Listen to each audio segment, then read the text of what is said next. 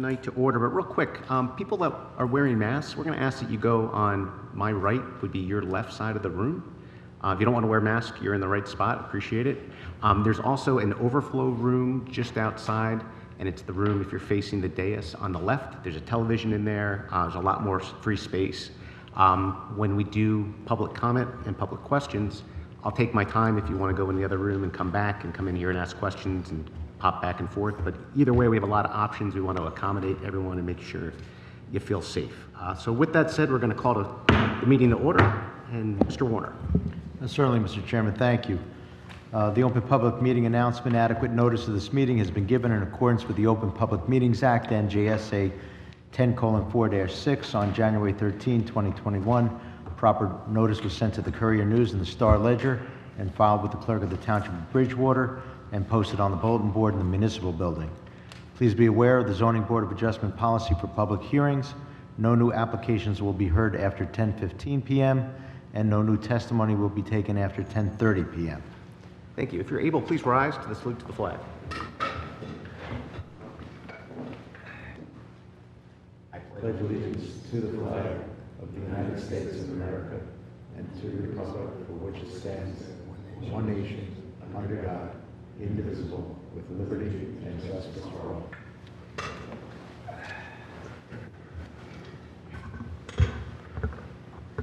All right. Hi, Susanna. Can we get a roll call, please? Chairman Mr. Foos, Here. Mr. Wydeli, Here. Mr. Falone, Here. Mr. Sweeney, Here. Ms. Gutschall, Here. Ms. Amin, Here. Mr. Fresco, Here. Mr. Laspiza, Here. Mr. Roble, Mr. Bongiorno, Here. Mr. Gajewski, Here. Board Attorney Mr. Warner, Here. Board Engineer Mr. Burr, Here. and Board Planner Ms. Doyle. Great. Thank you very much. We're going to do our minutes. First up, let's do April 20th, 2021.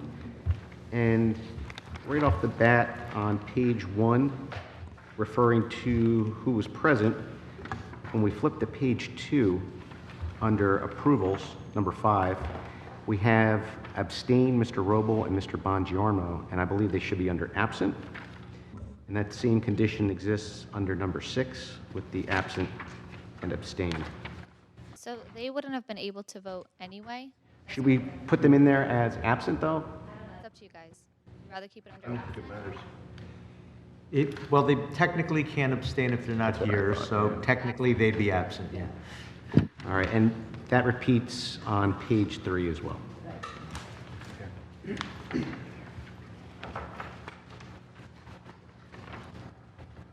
Any other changes?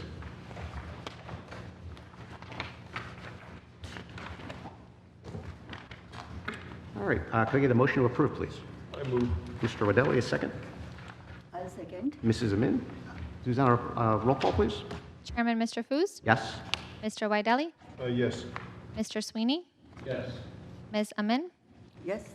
Mr. Fresco, Yes. and Mr. Laspiza. Yes. Okay, moving on to May 4th, 2021, comments and changes, please.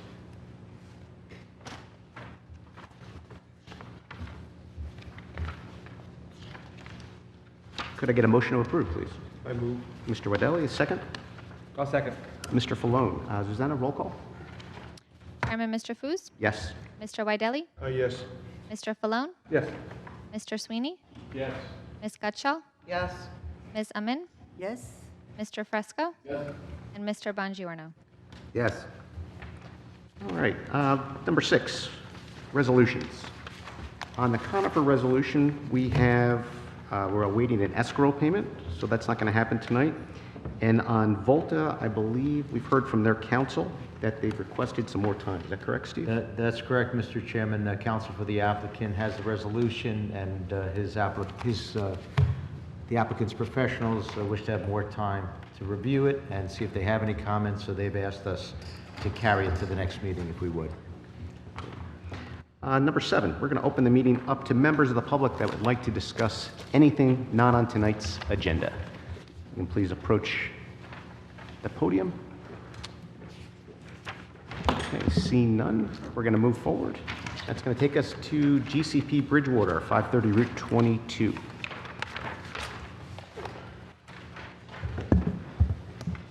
And Mr. Chairman, if I may, while the applicant's counsel and professionals are approaching, with your permission, I did have an opportunity to review the notice, found the content to be sufficient, found it to be timely served, certified mail July 22, published July 22 as well, both at least 10 days prior to this evening, so the board does have jurisdiction to hear this case this evening.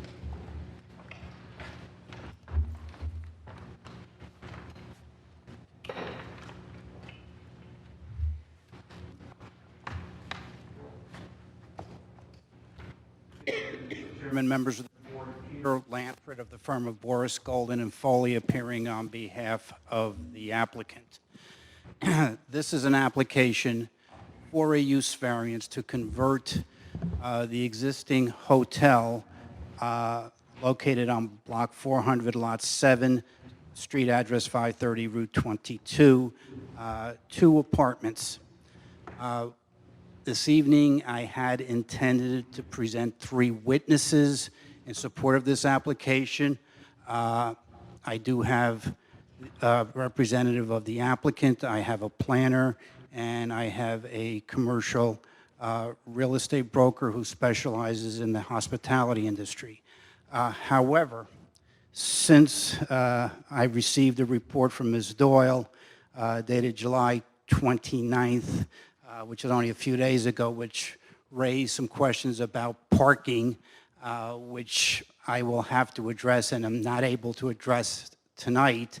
I would like to at least proceed with my first witness, present that testimony, and perhaps based on some of the questioning of the board members, I can get a better sense of where I have to go with respect to the issue of parking. Also, by way of history, this facility was approved by this zoning board in 1995. Prior thereto, there was a rather seedy hotel on the site.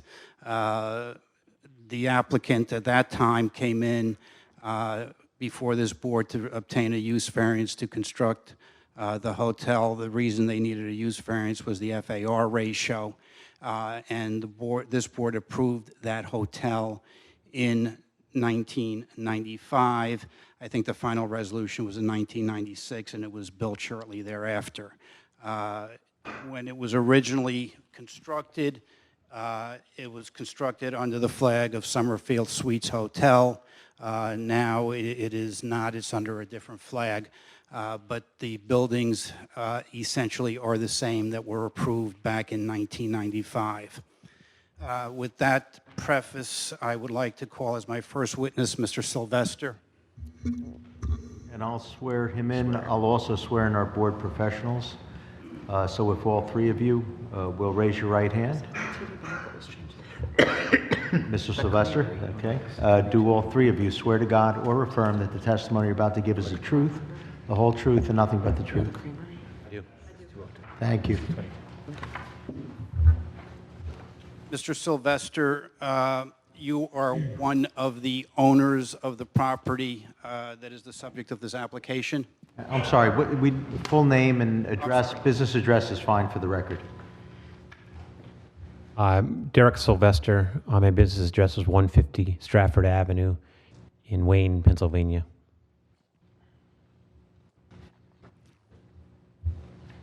See, when you've been away from in-person meetings, sometimes things like this get away from you. That's okay. At least you don't have to unmute yourself every time. That's right. That's right. Most of the time, they want me muted. Mr. Sylvester, you are one of the owners of the property which is the subject of this application. That's correct. And when did your company purchase the property? In December of 2018. And can you tell the board your experience in the hotel industry? How long have you been involved in the hotel business? I've been in the hotel business for 35 years. I was a graduate of Cornell University, did a hotel school program. I worked for Marriott and a number of consulting groups, and then joined Gulf Creek in 2005 as a principal. And during your 35 years, how many hotels have you either owned and/or managed? Roughly 50. And how many hotels that you've either owned or managed have been extended stay hotels? Roughly 10. Now, when you purchased this hotel in 2018, what was the flag? Was it a Hyatt at that time? It was a Hyatt house, yes. Okay. Do you know when it changed from Hyatt, from Summerfield to Hyatt, approximately? No, I don't. Okay. And as I indicated in my opening, there are 128 rooms in the hotel. 128 suites, yes. All right. Can you basically describe the hotel to the board? It's a series of 5 buildings that each house roughly 15 rooms. And there's a gatehouse there. It's a 3-story building with walk-up stairways, all exterior entrances. And then we have a main lodge at the front of the complex, or front of the piece of land, that has 8 rooms and houses our bar, our restaurant, our breakfast buffet, guest laundry, a meeting room, fitness center, our own in-house laundry, and our front desk. And are there any other amenities on the site? We have an outdoor pool with an outdoor jacuzzi. We have a fire pit. We have an outdoor basketball court, and we have a barbecue area with grills set up for guests to do their own grilling. Okay. Now, after you purchased the property, did you do anything to improve or upgrade the property? We bought the property in 2018 and immediately did an exterior renovation. We cleaned up the pool, bought new furniture, cleaned up the basketball court. Basically, the property was owned by a large institution, and they there's a fair amount of deferred maintenance on the property. So we did, in that first 6 months, did a lot of cleanup. And then in the second year, 2019 going into 2020, we did a major guest room renovation. We replaced all the case goods, carpeting, wall vinyl, soft goods. We redid the whole front lobby with a new bar and and seating. So a pretty significant renovation in 2020. After doing all of those renovations, also, at that time, what was your occupancy rate? The hotel ran about 73% occupancy in that first year. Okay, and you had an opportunity to review the report of Ms. Doyle, where she referenced that, I guess the assessor's office had indicated that there was a 90% occupancy rate for the hotel. Has there ever been a 90% occupancy rate since the time you've owned it? No. And generally, in the extended stay business, do you normally see 90% occupancy rates in any No. time? Okay. And would you consider 70% a good occupancy rate? Yes, it's a reasonable occupancy rate, yeah. Okay.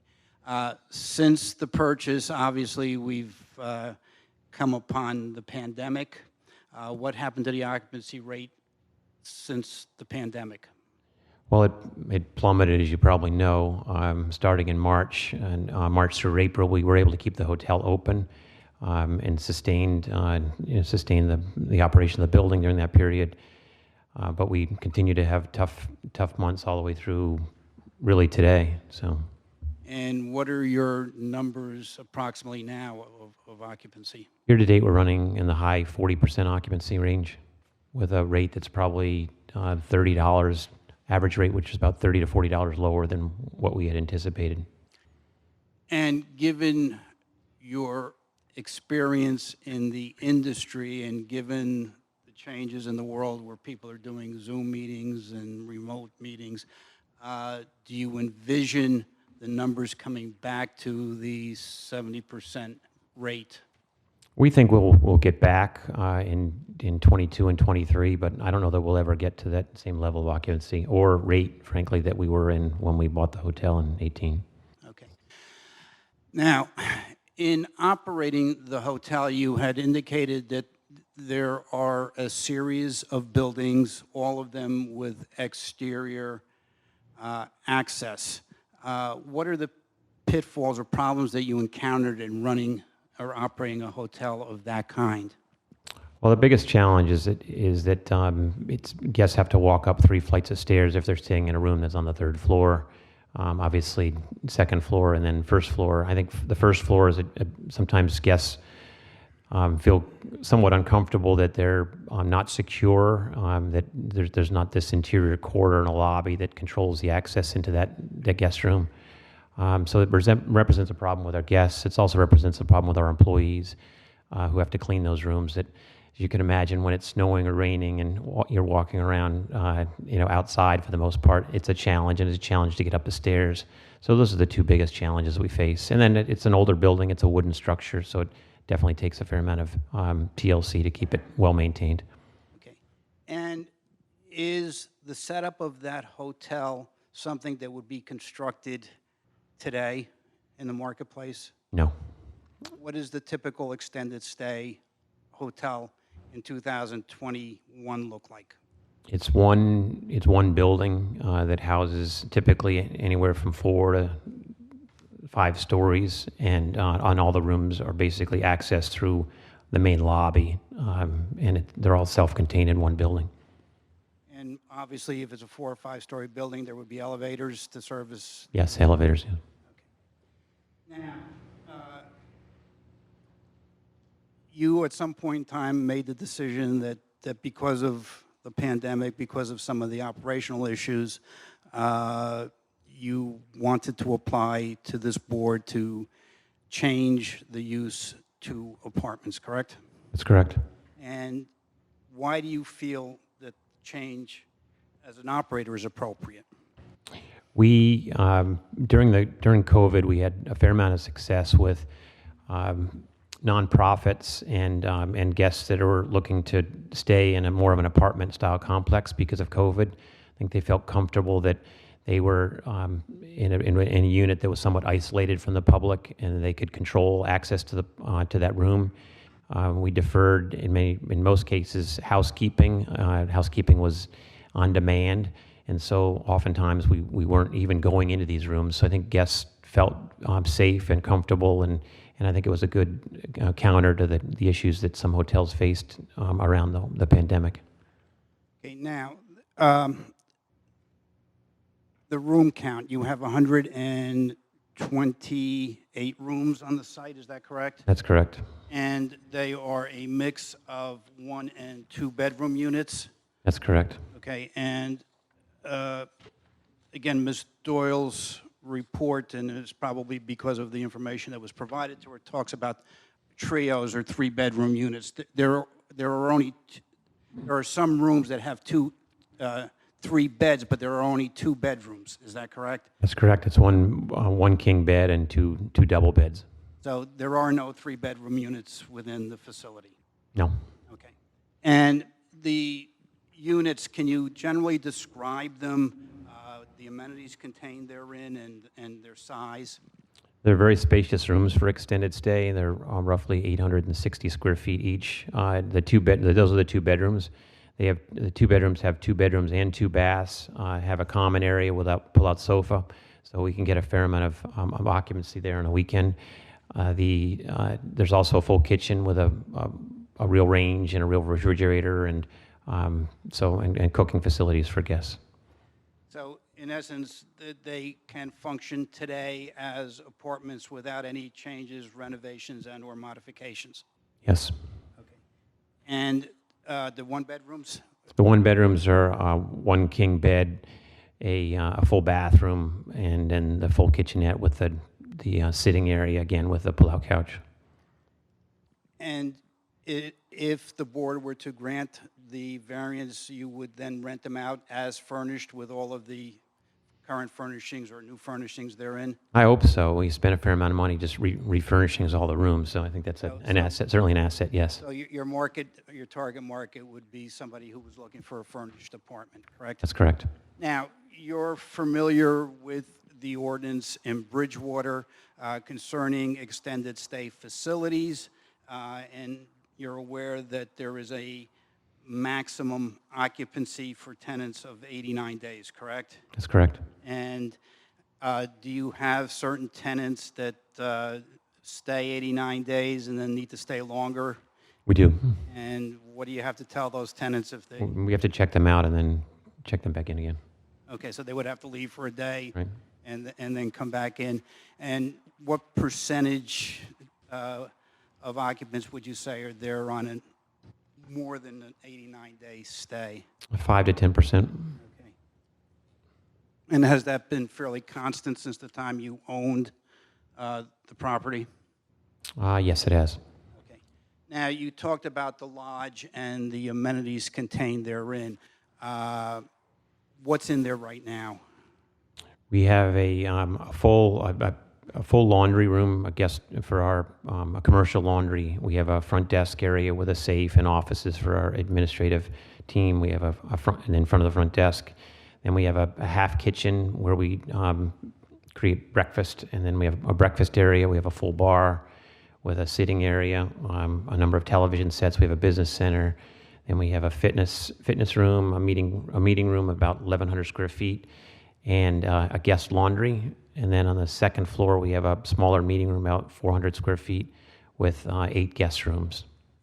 Now, obviously, if the board were to grant the variance, that lodge would not function in the same manner. First of all, if it turned into apartments, you wouldn't have a liquor license, correct? You wouldn't have a bar. That's correct. Do you have an idea of how that space would, in your mind, be repurposed for the use of the tenants? I think we'd look to enlarge the fitness center because I think it's a very popular amenity. So we'd likely convert that meeting room into a fitness center. We would take the commercial laundry and likely try to expand that to make sure that it was a larger guest room, guest laundry. We'd rip out the bar and perhaps put a pool table or something like that in there for guest entertainment.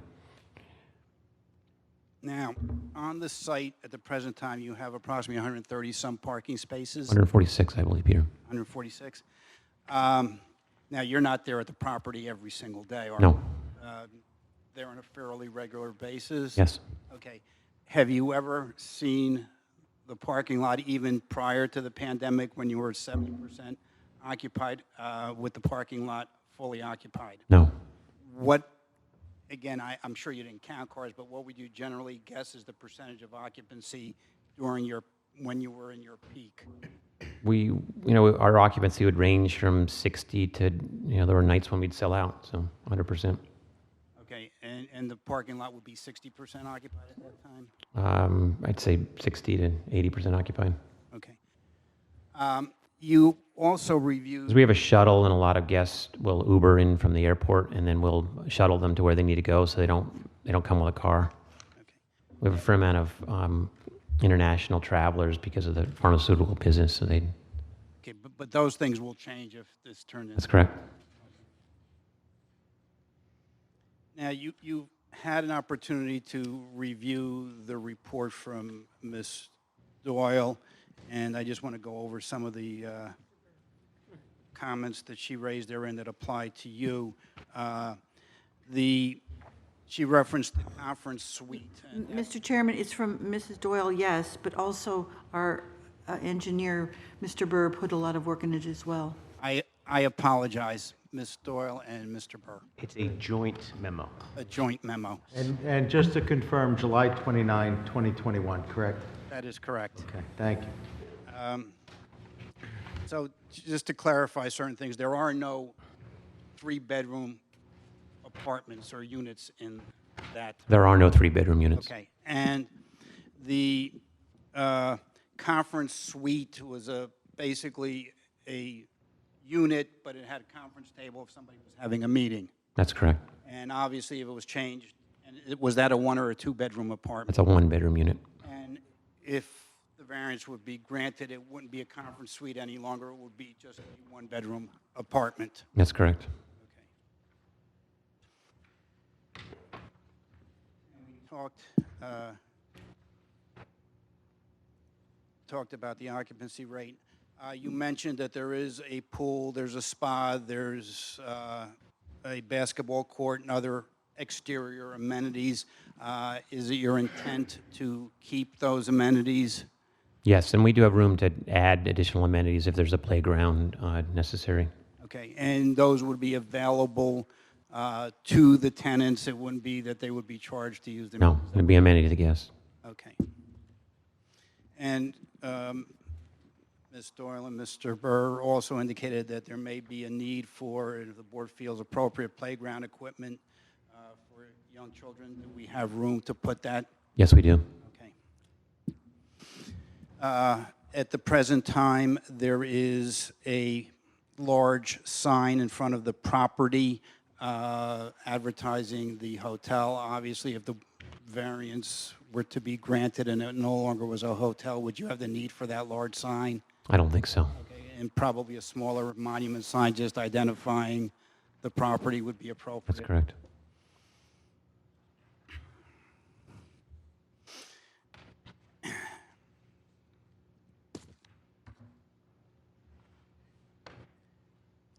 I have no further questions of Mr. Sylvester. Mr. Benfrey, can we get on the record Mr. Sylvester's company? Is it Gulf House Corporation? Gulf Creek Hotels. I'm sorry, okay, so, and it looks like you, from a legal standpoint, each hotel is created into an LLC? Yes. And it swallows up into an LP? Yes. Okay. Can you put your portfolio of other hotels on the record? Because I do think that's very important, what your company does, especially as it references your experience that you just put on the record. So if you could just go through really quick. I saw on your website, it's what, 15 properties? We have 20 properties. Okay. If you just go through them real quick. I hate to put you on the spot without I'll notes. try. We have a Hampton Inn in Ann Arbor, Michigan. We have a Hilton Garden in Saratoga Springs, New York. And just so you know, we own 6 of the hotels, and the balance we operate as a third-party management company. So we have no ownership in the balance of those hotels. So you own 6 and 14, you're a third-party property Yes. manager? Okay, or With a third-party property manager, correct? Okay. Gotcha, But we set up a same LLC, and the employees are owned by Gulf Creek. So gotcha. And you're an employee of Gulf Creek? yes. Okay. We have a 4 Points in Boston, Massachusetts. We have a 4 Points in Albany, New York. We have a Residence Inn in Middletown, New York. We have a Renaissance that we operate in Allentown, Pennsylvania. We have a Wyndham in York, Pennsylvania. We have a Fairfield Inn in Berwyn, Pennsylvania, a Home 2 Suites in Downingtown, Pennsylvania, a Residence Inn in Malvern, Pennsylvania, a Hilton Garden in Newtown, Pennsylvania, Newtown Square, Pennsylvania. We have a Best Western in King of Prussia, Pennsylvania. We have a Homewood Suites in Newtown. We have a Hilton Garden Inn in Hamilton, New Jersey. We have a Homewood Suites in Hamilton, New Jersey. We have a Hampton Inn in Robbinsville, New Jersey. We have a Home 2 in Bordentown, New Jersey.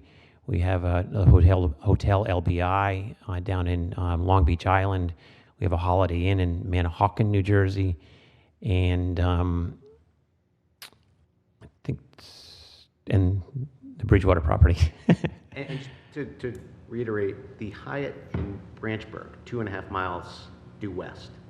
You guys have no interest in that? We have no interest in that Okay. property. Was that hotel there when you purchased this Bridgewater property? That hotel was built as a Sierra Suites, Okay. and it was purchased by Hyatt and converted to a Hyatt house at that point. But it was a competing, ongoing business? Correct, When you with a different acquired name. your property in 2018?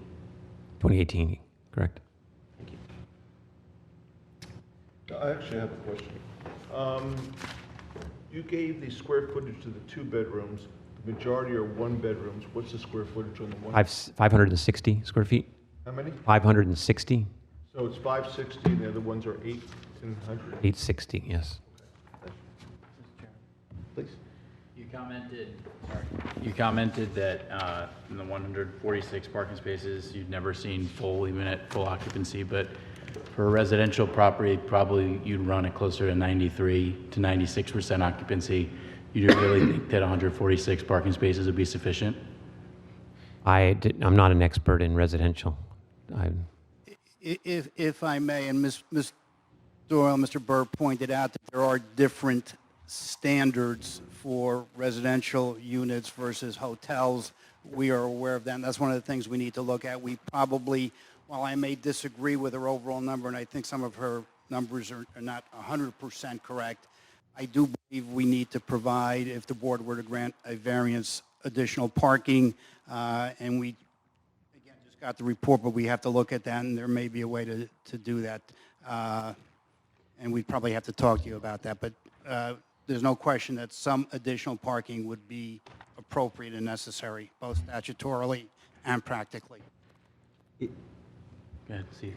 I apologize for jumping in because it's board member questioning, but on that one note, if I may, is it your intention to provide any expert testimony with respect to parking deficiency, parking need, satisfaction of the deficiency, et cetera? We will have to, yes. We don't have, again, we just received the report. We don't have that professional on board, but we will have to have somebody do an analysis and provide that information to this board. Mr. Sylvester, you had commented when we were talking about occupancy rates that although it's now, what you said, like around high 40s? Yes. You expected it to improve in 2022 and 2023. What are you assuming about the market for apartments in those years? Just today, what's going to change, if anything? Apartments or hotels? Apartments. Because that's what you're talking about doing, right? Right. But I believe it's my understanding the occupancy for apartments wasn't as impacted by the pandemic as the hotels. I mean, it's my understanding that the Eviction Protection Act, I think is what it was called, was just terminated over the weekend. What's that going to do to the number of empty apartments in the area, and how's that going to affect you? Or how would that affect your proposed apartment buildings? Well, our plan to convert to apartments is not likely to take place for at least another year. So at that point, the market may be different than it is today. And we would certainly evaluate the market to make sure that before we switched over to apartments that we felt like that was, the apartment market, if it's down, is certainly recovered. So you're going to go ahead with your plan to develop apartments regardless of what happens to the market between now and the next year or so. I think that's what you just told. No, I just said that we'll continue to operate as a hotel until we feel it's appropriate time to move to apartments and convert to apartments. But it will take us some time despite the fact that there are not a lot of things we need to do, but we anticipate at least a year before we. Is this like an open-ended application where somewhere down the road you think you want to give up the hotel business and convert to apartments, but you're not going to tell us when because you don't know what the market's going to be like or how it's going to develop? I'll let my attorney answer that question. No, I don't think it's that at all, Mr. Sweeney. I think, quite frankly, this client, as opposed to some other clients, when they're at the end of the rope and are running into a board to seek some sort of a relief, Mr. Sylvester and his group saw where the market is going, and actually I have a couple more questions I want to ask him about that. But if the board were to grant the use variance, we would have to retrofit some of the common areas. We'd have to put a parking lot in. I mean, if the variance were to be granted this year, we're still probably about 18 months away before the conversion can take place, because there's work to be done. It's just not a matter of taking down the sign and just leasing the place out. We do have work to do, and which we would start to do immediately. But it's not a simple just take the brand off the pylon sign and just start signing leases.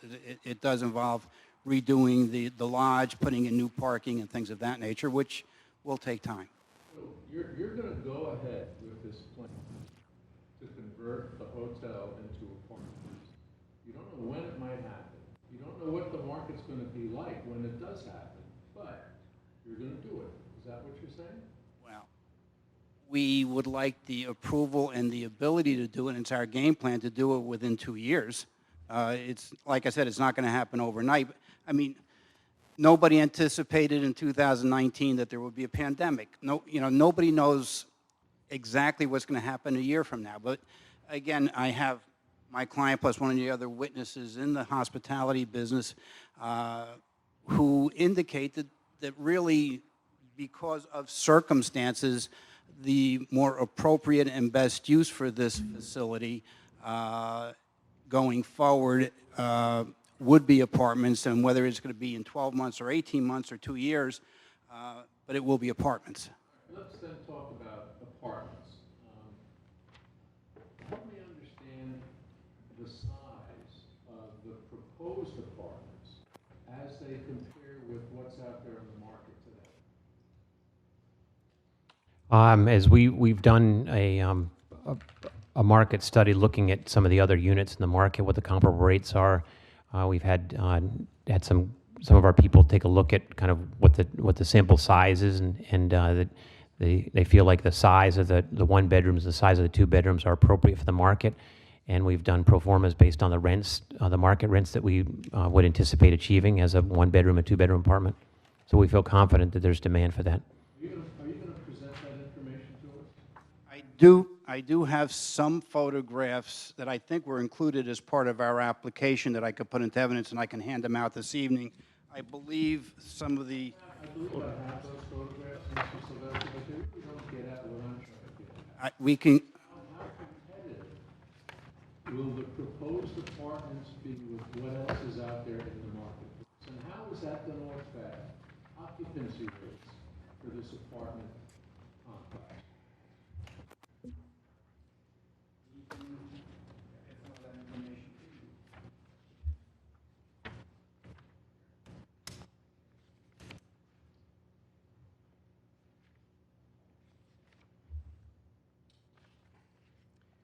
Maybe I can hop in there while you're creating a list of things you can get to us. How about a site plan? You're asking this board to grant you potentially 1, probably 3 D variances. Now, hear me out. We come here, we're volunteers, and basically we know that our most important job is to guide the D variance and to make sure that it's prudent when we grant it. I don't know how you can sit there and look at this board and say, parking will be better, don't worry about it, without a site plan. I can't possibly rule on this case without a site plan. And I'm just telling you that, just me personally, not as the chairman, but as a zoning board member of Bridgewater, you haven't supplied us a site plan.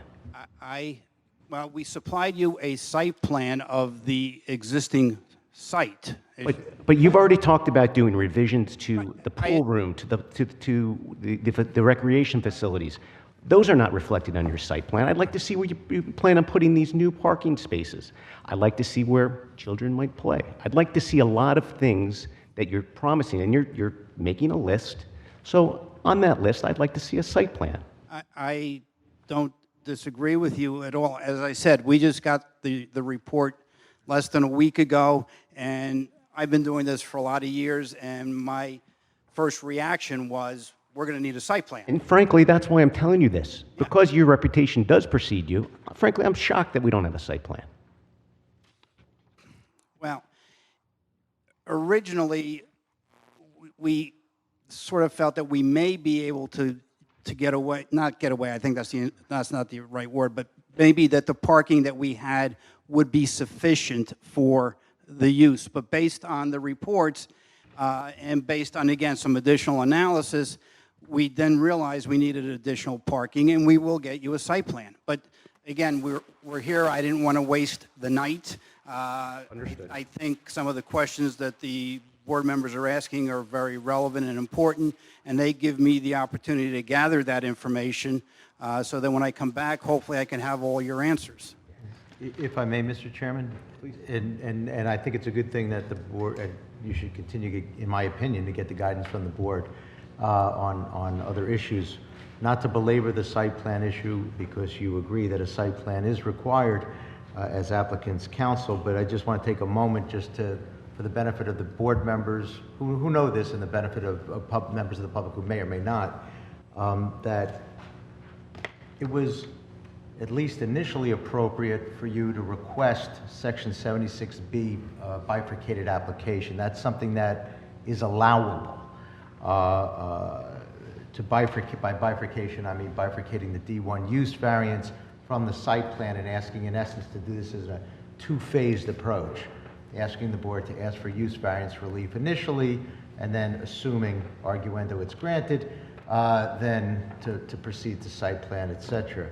However, I think we've arrived at the point where, due to parking issues and other issues, it may be the determination and acknowledgement that, as is recognized in the case law, that not all applications are suited and appropriate for bifurcated applications, and they require a consolidated or unitary application, particularly where the site plan issues are central to resolving problems associated with D variance relief, and where the variances in the site plan issues are highly interrelated, parking deficiency and some others. So I won't go so far as to state the cases. I know you know them. I know your planner knows them. But I think it's an appropriate recognition that this matter should proceed in a consolidated or unitary application as opposed to a bifurcated application.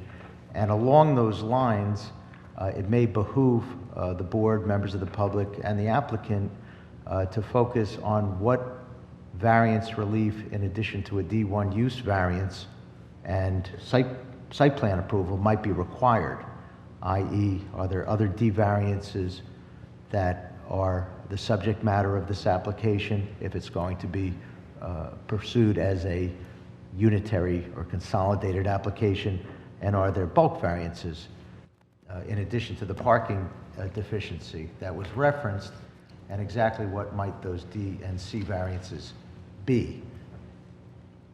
And I'm aware of that, Mr. Warner. There was, as I indicated in my opening, a FAR variance that was granted in conjunction with the original application. Do you acknowledge that an FAR variance would be required to be obtained again, and one cannot rely on an FAR variance that was previously granted for a completely different non-permitted use? That is correct, so we would have to provide that information.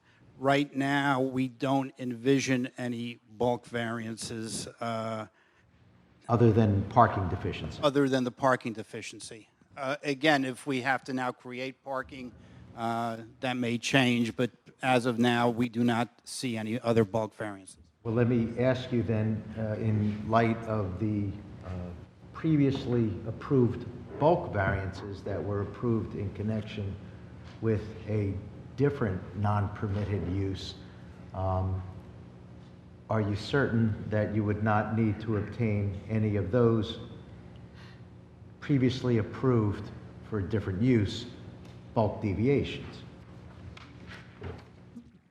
I.e. minimum building front yard to Route 22, minimum parking setback to Route 22, minimum side yard, I will have to total combined side yard.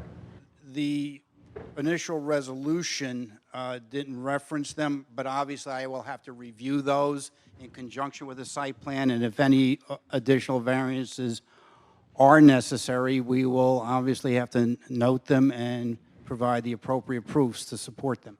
Mr. Chairman? Please. If I could interrupt, I would feel, as planner, when I put all this on the chart, I would feel more comfortable rather than going to a meeting and having the applicant's attorney argue points. I would like him to prepare I won't say a brief, but certainly sufficient information for our attorney to come to the board and advise the board, yes, they need it, or no, they don't need it. And that can only be derived by Mr. Lanford giving our attorney all the documents and the back cases that would support that, so that it helps our attorney make a determination for it. I agree, Ms. Doyle, and I just don't feel this board has enough information to help you, sir. I think if you are asking us to submit a site plan, which you are, the site plan will contain a lot data table. I am not asking you to do anything. This No. is your case, and I want to make it very clear. I'm No, putting no pressure on you. But if you I want this board to understand. render a judgment, I think you're going to have to provide Yeah, more and, information. and as you have reviewed site plans in the past, the site plan will have a lot data table which will indicate all of the zone requirements as they currently exist in 2021 and whether we meet those zone requirements or whether we need variances for them. So we'll have that all set forth. If I could, just to facilitate the process, I think what our planner was getting at, Ms. Doyle, was if you're not acknowledging that such relief is required to be obtained, if you are acknowledging the relief that is necessary, or taking the position that it's necessary as the applicant, and that's your right to do, then I don't know that I necessarily need support for the position that you require the variance. If you believe you require the variance, frankly, you know, that's something that you have to then ask for.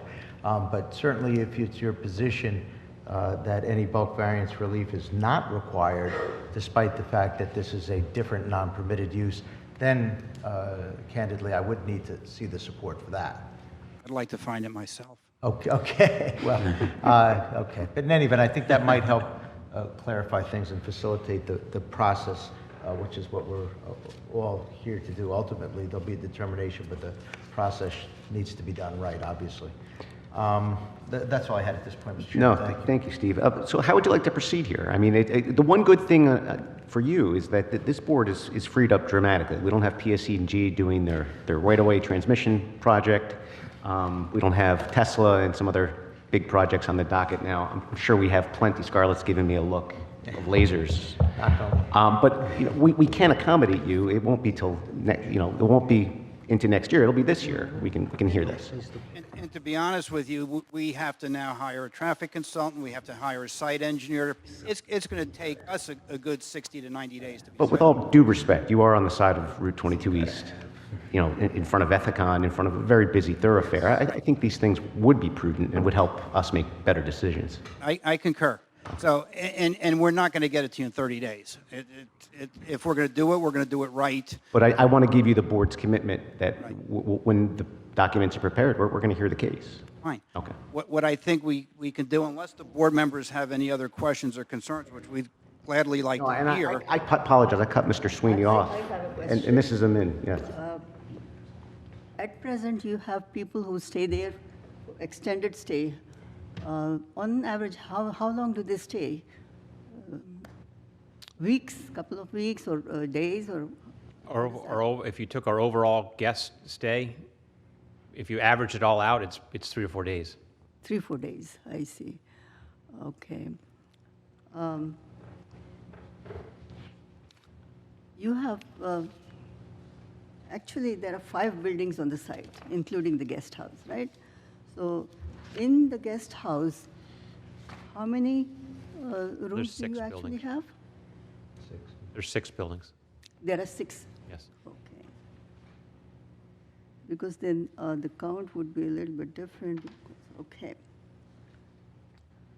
You also have conference room there in the guest house where people come for meetings, or what do you do? Yeah, we have a 1,000 square foot meeting room in the guest house, on the first floor of the guest house.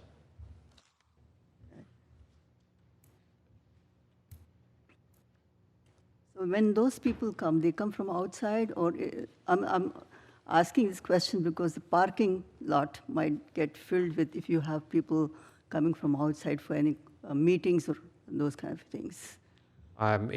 Sometimes it's, you know, the interesting thing about it is that there tend to be day meetings, so our guests will vacate the premises if they're not staying in the hotel. So parking is available, and then oftentimes it's the guests are staying in the hotel, so they're already parked there. I see. So we really haven't had an issue with it. And if this were to be converted, we would be getting, So when you Using it. convert it, those meeting rooms will not be there anymore? No. Oh, okay. Okay, thanks. I have a question for you. Now that we're talking site plan, I know, I don't have Bridgewater's ordinance in front of me, but lots of times apartments are minimally sized, 1 and 2 bedroom units. It sounds like your one-bedroom unit is 500 some odd square feet. Have you looked into whether you would meet the requirements if there is a minimum square footage in Bridgewater's apartment? I don't believe there is, but I will look into it. I've seen it before. Again, I don't have the ordinance in front of me, but I'm not sure if even we can answer that question here. I actually have a question that maybe our attorney will clarify this. In one of the questioning that you said that you're not sure how long it will take. Now, once we approve an application, supposing you got the approval, then you have no more than a year to implement whatever you requested. So you cannot wait for a year and a half. Well, if it's associated with a final major site plan approval, then it would be 2 years post the approval period to commence construction, which is generally more than merely soil borings or the like, but it doesn't need to be built within 2 years. So and there are extensions that can be afforded, as the board knows, for that period of time. So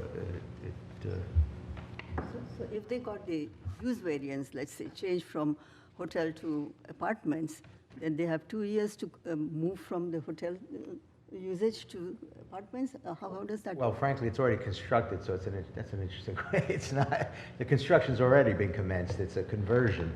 So the use variance, if it were granted, would last indefinitely.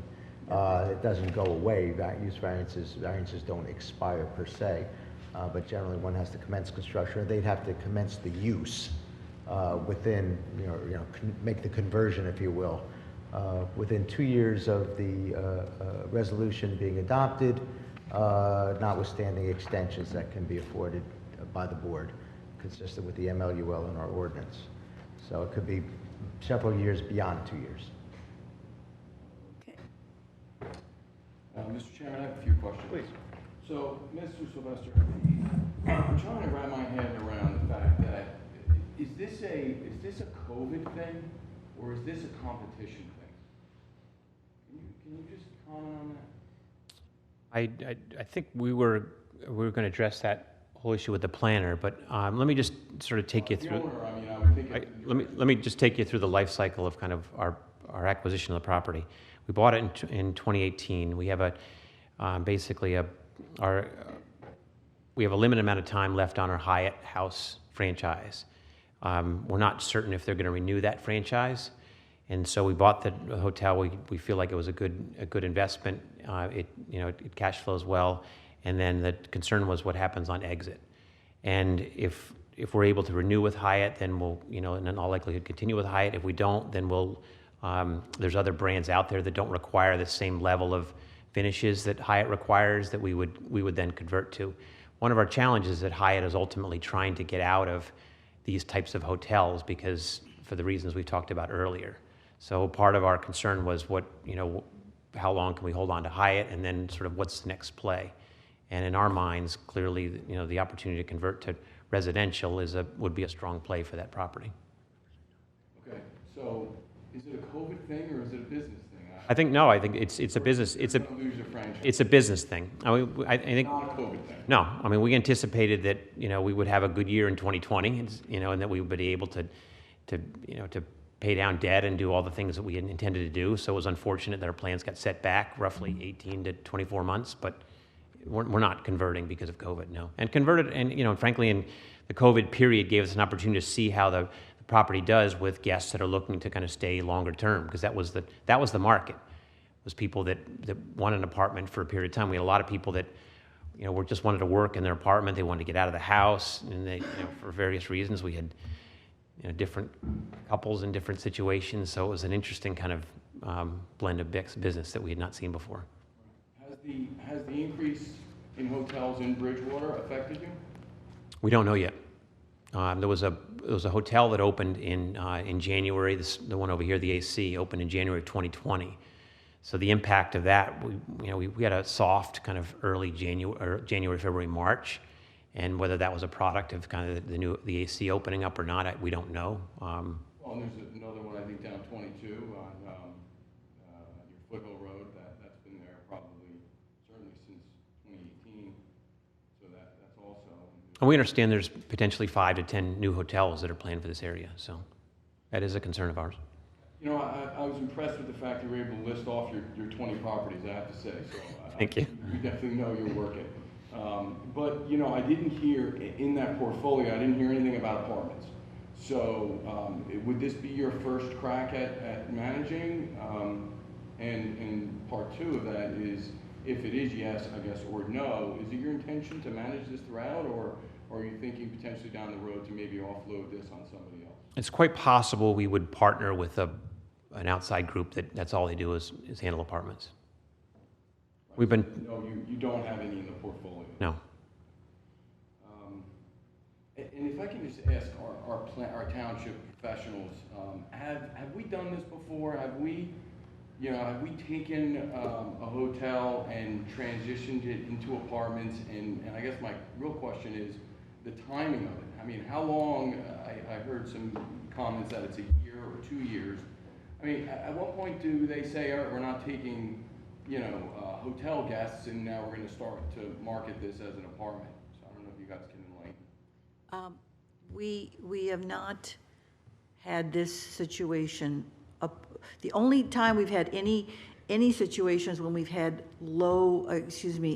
age-restricted housing that got converted to market rate, and that was a decision of the Congress, but of our legislature. But as far as this type of thing, no, we've not had that. Have we ever rejected, or you just haven't? We've not had any. And Mr. Chairman, I have a question as it relates to that, if I could. Sure. Because we have not had it, there are a lot of questions, one of which is you have a property that's got a use variance for the hotel. That's a use variance. Now, if this board considers granting it the conversion, the question would then be, is it going to be an incremental conversion where they're going to have 3 or 4 buildings converted and then they won't convert the others, and then we're in a situation of 2 types of variances? Or are they going to wholesale abandonment of the hotel at a certain point? None of the buildings would be hotel. I don't think from a business standpoint, well, I question it from a business standpoint. So my concern is that at one point in time, we may have hotels and apartments, and then they may say, I don't mind it. Let's try to keep what we got. And then where are we? Because as council said, it can be extended for years. So we could have a start of one building and then 5 years later or 2 years later have another building and another. We could be retiring and still not. Maybe the applicant can answer whether the intention is to do a phased approach or not. Or wholesale abandonment. It would be a complete change of use. First of all, we have a franchise. We couldn't keep less than the units we have with the franchise. We'd lose the franchise. So if the board were to grant the variance, we would make the conversion to apartments. There would be no rentals. We would give up our liquor license. We would give up all of the other things that go to the extended stay facility. What date would that be? I mean, you've got to re-up with Hyatt. When is that up? When is that? Now, again, I think, Scarlett, now we have to figure out what kind of site improvements we have to do, what kind of site work will be necessary, and I think we can discuss that further when we come back, because until the board tells us, if we have to knock a building down to put in parking spaces, it may take a little bit longer than if we're just going to. But you indicated that there was or at least I inferred that there was a date upon which your franchise had to be renewed. And I'm asking you, what is that date? That's down the road. That's a long way down the road. I see. It's beyond 2025. Oh, okay, thank you. That's helpful. We would terminate that. We have the right to terminate it. So if the board were to grant the variance, we would then set about to do the site improvements and convert it. Right. So, I mean, that's relevant to feasibility, so you answered that question, and the stipulation is that it would be a date certain. Yes. And it Well, would be a wholesale conversion, not a phased approach. It would be a wholesale conversion. The previous use variance that would have been granted would go away, and then the new use variance would kick in. Mr. Fresco. That was all, thank you. All right, thank you. Go on, please. In the conference building or the lodge, there's some rooms. Are those suites also? Yes. Yes, they are suites. They're already suites? Yes. Okay. And would any of the units be affordable housing? Entertain a discussion as to that also, and that's something we would consider providing. I did have one other question. This one is one of the ones that you own in the portfolio? Yes. Mr. Chairman, if I may, if your use variance, if this variance is approved, in regards to your renewal option, I'll call it, how quickly would the refusal on that be? Would you refuse it right away? Would you wait a little bit? What would be the? Can you repeat that? I didn't hear the whole question.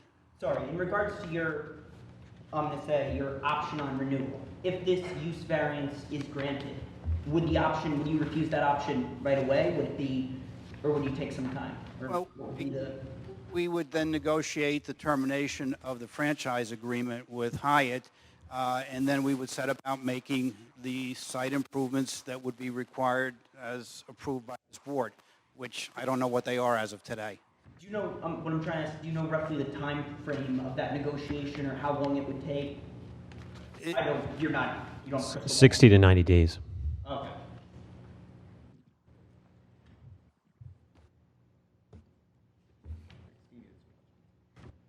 If no other board member, no board members. Yeah, if I could, I just want to go back to some of the testimony, make sure I understood what I was hearing there. It was in the mid to high 70s was the occupancy prior to COVID, right? In the low 70s. The low 70s. 70 to 73. And to date, you're in the 40s? High 40s, low 50s, High yes. 40s, low 50s. So you're only 20% below. And you expect to see the 70% occupancy to come back in the next 18 months or so? Is that? Yes. 18 months? But let me, just to add to that there's a product of, the hotel success is a product of two. One is how occupied your rooms are, and then what your average rate is. Right. So our average rate is down approximately $30 from where it was in 2019. So it's a combination of occupancy being down and average rate being down. So this this use in this business no longer sustainable? Is that what you're saying? Or is No. it no longer as profitable? It's just a 18, 24 month hiatus from normalcy, we think. But you're back at, this is still a sustainable business, it's still profitable, but is 18 to 24 months. in 18 to 24 months. Where we're back to kind of where we were in 2019. Okay. And that's about the same time frame. I think I heard you were saying it would take to convert these uses, to convert from a hotel to residential. It's about that same 18-month time. About that same. So within that time, so you're pretty much looking at that no matter what, whether you're converting or not, you just have potentially a higher profitability afterwards. Correct. As opposed to getting back to where you are. So this business and this use, if I'm hearing correctly, is still sustainable, and you're expecting it to be, should it, even if you didn't convert into residential.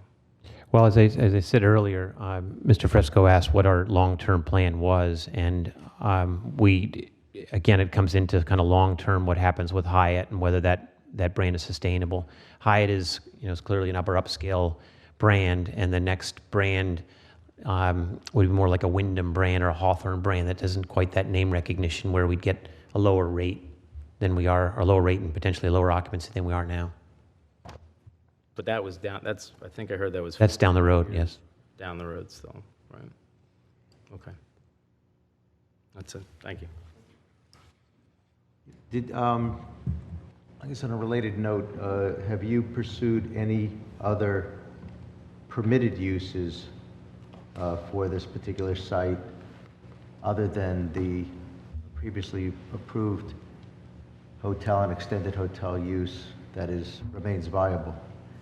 Ms. Doyle raised that in her report. Again, given the nature of the site, none of those uses would work because, again, there are 5 separate buildings with no elevators. You couldn't put an assisted living facility in there, and some of the other uses, and I will present testimony, would not really work because of the way the site is configured.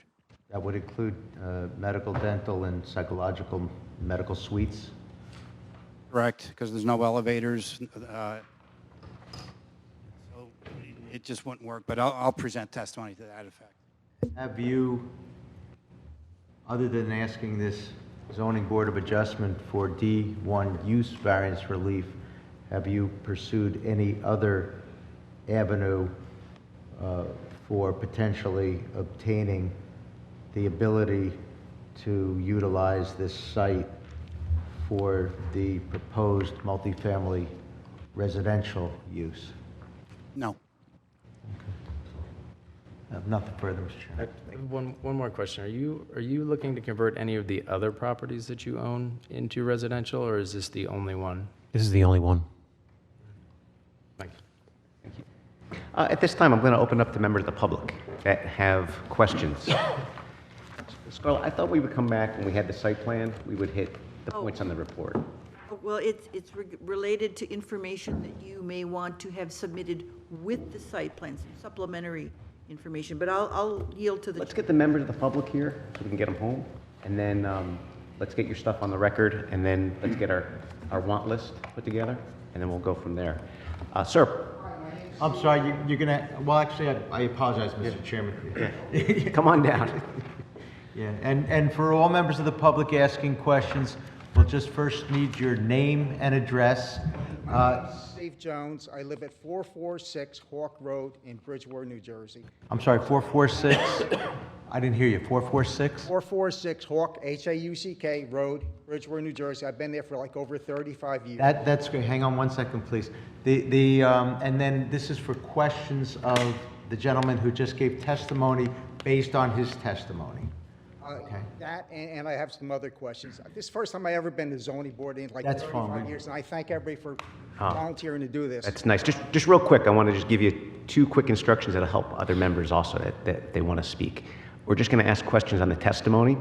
At the end, there'll be a place where members of the public can give comments for or against the application. So right now, we're just going to focus on questions of the testimony we heard from Mr. Sylvester. I just have a question with the traffic. Yeah. Traffic, is there any traffic plan? Because I go across 22 at like 4 o'clock and there's tons of traffic, just getting across there. I mean, I feel like I live in a city now. Really, it takes me forever getting in. It's like, what about like emergency vehicles going by? We did not do a traffic report, but based on what I indicated to the board, we are preparing a site plan and will provide a traffic study and a traffic analysis. I just have one other question. I don't know if this is appropriate or not for the board. If this gentleman gets approval for here, what about any of these other hotels? They say, hey, next thing somebody else wants to become an apartment. We can have apartments all over Bridgewater. Well, that's my concern. with the chair's permission, I'll try to answer that question. Please. Every application is separate and distinct. Nothing is precedential. Nothing is precedent. So can people ask for things? Yes, people can ask for things. As we all know, does that mean they will get that approval? No, it doesn't. They have to prove an entitlement to it. But this applicant does have the right to make the request of the board, and that's where we are. No, I understand that. I'm just, from my viewpoint, I said, if this person can do it, what about somebody else? That might be something you want to bring up during the public comment period when we swear you in, but it's understood. Don't be sorry. No, it's great having you problem. here. No, it's critical. Not only are the volunteer board members a critical part of this process, but all of you are a critical part of this process. That's why it's such a wonderful process. That's why I love doing what I do. So thank you. Thank you very much. I'm sorry if I... Don't be sorry, and please join us anytime, and Thank you. you got it.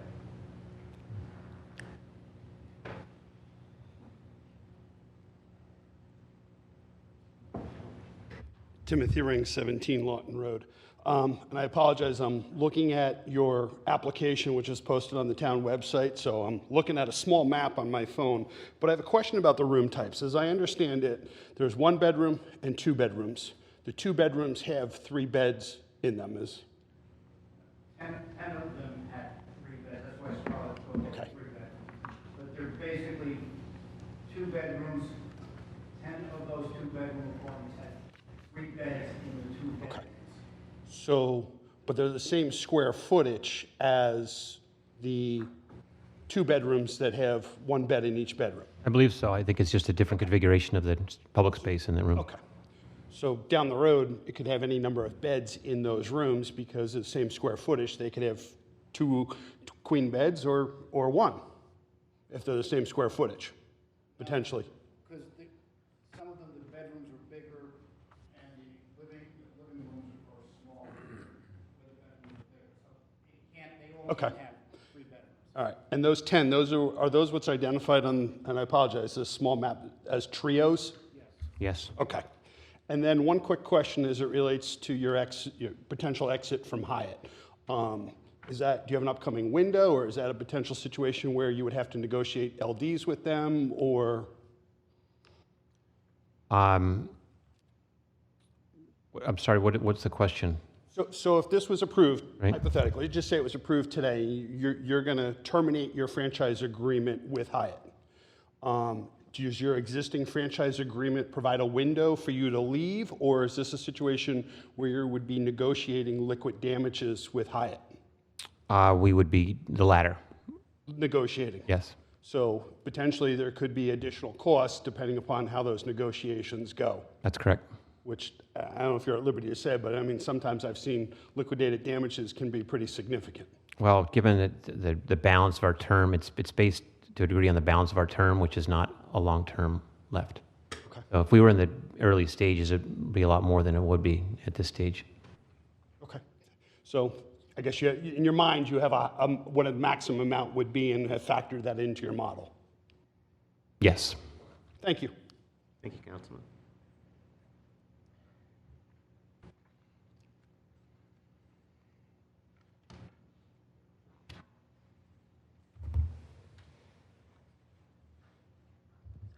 Good evening. I'm Kathy Franco, 766 Weemac Road.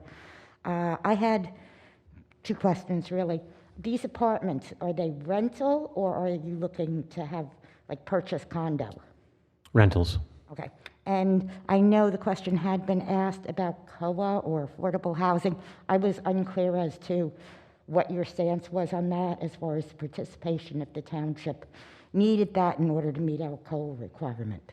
I think our planner can address what the township's needs are. He's in the witness group, be calling later, and as I indicated to the board, that we would be willing to provide a certain percentage of those units for affordable, whether they be a present need or a future need. Okay. Thank you very much. Thank you.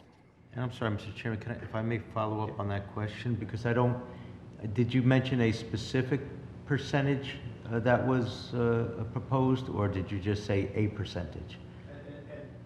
Tonight I said 8%, but we can be more specific. Well, I mean, that is important. I mean, how do you want to handle that? I mean, it's at a certain point. No, again, we're coming back, we will Yeah. make, and our planner will discuss that, yes. Okay, very good. Ms. Doyle. This is the part of whether or not the board wishes to have it on the wish list.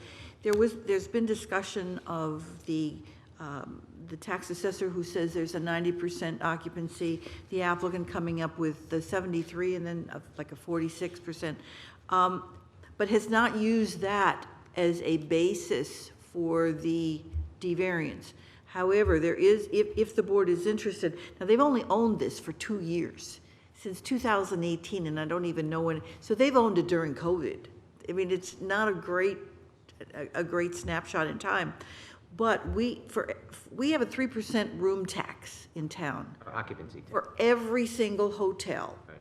Now, it may be interesting to know what the last 5 years are for the receipts from this particular site. how much, and then not to get the money aspect out of it, but to see if there's a trend.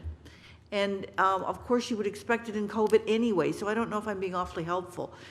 But it would tell whether there's, what the potential was and what the future is. But again, it's up to the board if you want them to provide that information. Well, I personally would find that very good information. 3% occupancy tax. If we have an average rate that was charged, we could theoretically come up with a baseline over the last 5 years of what, a proxy of what was the true occupancy here. And we don't have to kind of pin 73, 74. We can actually see historical trends. I think that would be very helpful. And, I think it would be a good measurement against some of these other facts that have come out. I'm suggesting a We have it. 5-year period, which would be before COVID and during COVID, and we're really not out of COVID yet, but at least it'll give the board some information as to what the trends might be. I think that would be very helpful. All right, sir. So on the wish list, I think you've heard what we need. You want to talk about our next dates, next steps?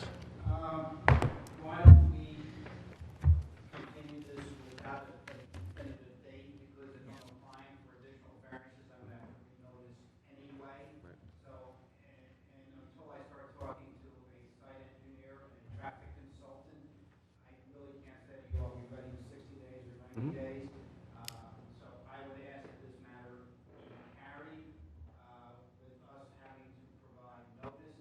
I will also grant the board an extension of time within which to act through the end of the year, which hopefully we will be here long before then, but at least it protects that. And if I may, Mr. Chairman, there's not a problem with refiling an application and noticing, notwithstanding saying there is a problem with carrying to a date uncertain. We'll have to have a date certain, even if ultimately you are going to commence a new date, or else we're not carrying anything, because the MLUL, as you know, requires a date certain, time and place. So we can do both. In other words, you can give us a date certain. It could be a few months out for carrying it so as not to lose the work that was done thus far. Mr. Warner, the problem is that if we go he's got to come in for a site plan. No, I know it's going to be a new That's a filing new and a new notice. notice. No, I understand it's going to require all that, but at least for now, we're either carrying to a date certain, or you're withdrawing the application. It has to be one or the other. There's no almost that the MLUL allows. Well, no, but there's no rule no prohibition of doing both. Why don't we carry it to whatever your first meeting is in October, and if we're ready by then, fine. If not, I will give you advance notice after the carrying from that date to another date. So we're getting a time to act extension through the end of the year, and we're. Do you need that in writing, or the fact that? An email would help, but it doesn't have to be more formal than that. Scarlett, is that going to be October 5th? That'll be October 5th, and he has to submit for more fees for the application for preliminary and final site plan, unless it's just preliminary site, whatever he wants to do. But he has to then, as I understand it, renotice, including notification of the site plan and the associated fees with that. Is that? Well, and all the variance relief that is determined to be by the applicant to be necessary, which are at least additional D variances and at least one D and one C, so to speak, but possibly more. And I, would 60 days be a realistic expectation to be back by then, or I know we. Would the first meeting? When's the first meeting in November, Scarlett? The first meeting in November is can't be election day. It'll have to be the 16th of November. 11/16. If that's. That would be plenty of time, presumably. Okay. Okay. So again, to be clear, Mr. Lanford, we're carrying this. I understand that. I'm sorry. I understand that the applicant is requesting that the matter be carried with further notice to the date certain being November 16, 7:30 p.m., this municipal building. And again, with further notice, with the expectation that there'll be a additional filing for additional relief, and we will be going from there. It'll include a site plan. It'll include at least a D4 FAR variance, at least a parking deficiency variance, and possibly additional bulk variances, and possibly an additional D variance. I've neglected to mention, but perhaps the applicant should advise their position with respect to whether a density variance is required, given that I believe it would be 26 units to the acre, notwithstanding the fact that it's in a commercial zone. You may wish to advise the board what your position is as to whether or not a D variance is, D5 density variance is required, and if not, why not? Might make some sense. Okay, I understand your position. I think it's subsumed in the D1, but I'll discuss that with my planner. And it wouldn't hurt to advertise for it anyway. So I think we have the proper carrying of the matter. Hopefully all the members of the public understand that this matter will continue on November 16, 7:30 p.m. here. There will be a new notice, additional notice, and please stay tuned and please continue to participate. I'm sorry, Mr. Chairman. No, that's it. You took all my thunder. We'll see you back here in November, 7:30. It'll be posted on the website. The documents will be on the website. And, thank you for everyone coming out and for tuning in via the internet. And thank you for your time and for your input, and we'll try to get things back to you as quickly as we can. I appreciate it. Thank you. Thank you all. Appreciate it. Yep. All right, we're going to go into closed session for a quick discussion on Sky Manor. And I think, Steve, the best way may be just to hop in the room. The way we used to. Yeah, let's go old school. We're going to go into the room. If you go out in the hall. Yeah. And Mr. Roble, we'll see you at our next meeting. Yes, Thank you for joining us. We do formally, though, have to make the motion second and roll call vote to go into executive session for the purposes of pending litigation, the Sky Manor litigation as referenced on the agenda. That was Ms. Gutschall. Can I get a second? There's no reason to stay here, we can't just... You can stay here.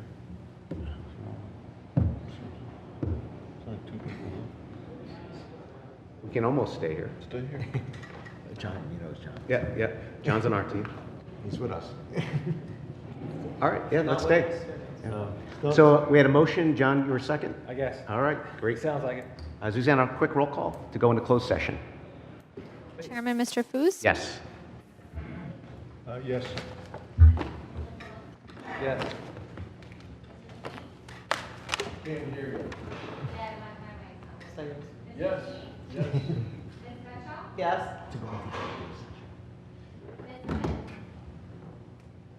Yes? Yes. All right, we are in. Mr. Fresca, thank you. Suzanne, a roll call to come out of closed session, please. Yes. Yes. Yes. Yes. Yes. Yes. Yes. Yes. Thank you. All right, Scarlett, our next hearing. The next meeting is on the 17th. We had a cancellation for the Gateway, which was a medical building on Route 22, that they're going to tear down most of the building and then put up a 3-story building. They wanted to take more time, so they asked for a transfer to a different month. And then the ARC Lumark is a sign. That's the sign. I mentioned that. We got a note from them saying we're finally getting an attorney, because apparently they didn't notice correctly the last time. It's hard for people who've never done it before. So I don't know what to say. They might get an attorney and the attorney will say, 4 days isn't enough for me. So I will have to let you know. After that, one case, it's the Elliott case. It's a 2-lot subdivision case with a lot of interesting twists to it. So, and then Gateway would be later in the month. So I think the 17th is coming on, but it might be carried. All right, very good. And I'm sorry, did you say the 8th, was Elliott also possible for the 17th, or is that No. later? That's Elliott will be right? all by itself on the 7th of September. That's what I thought. Okay, good. And Lou Mark, and then the first one is definitely off. I lost the name that you mentioned. Yes, Gateway is now Gateway, rescheduled for the 21st of September. And Lumark, we'll have to just see if they're going to be on or not. Got it. Can I ask you a question about the Lumark? So that's a manufacturer, that's a sign company. Are they coming on behalf of their client? They're technically the applicants. I believe it's on Old York Road or something. Yes, they are the applicants, and they've never done it before, so they sort of messed up on the notice, and now they're getting an attorney. Maybe once I know who that attorney is, maybe I could connect with that attorney just to make sure that that we know what, To my because the knowledge, fact of the sign, it's not unheard of, but, certainly you want to make sure it's standing, but with the consent of the owner, I guess they can pursue it. Yeah, because that's a sign company. Yeah. But they do, all the time get solar companies coming in on, with the consent of the homeowner applicant making the application. So as long as there's consent is sufficient, by somebody with a sufficient ownership or possessory interest, then they have standing. Well, that's what I'm only reporting what the judges tell us. All right, so August 17th, we have tentatively, I guess we have booked our next meeting, which may or may not happen. We're going to hear word, and with that said, they get a motion to adjourn. All right, Mr. Winelli, thank you. See everyone August 17th. Maybe. Take care, Maybe. be well, everyone. I go to the game last night, and the Yankees looked like garbage, now they're beating the hell out of the Orioles.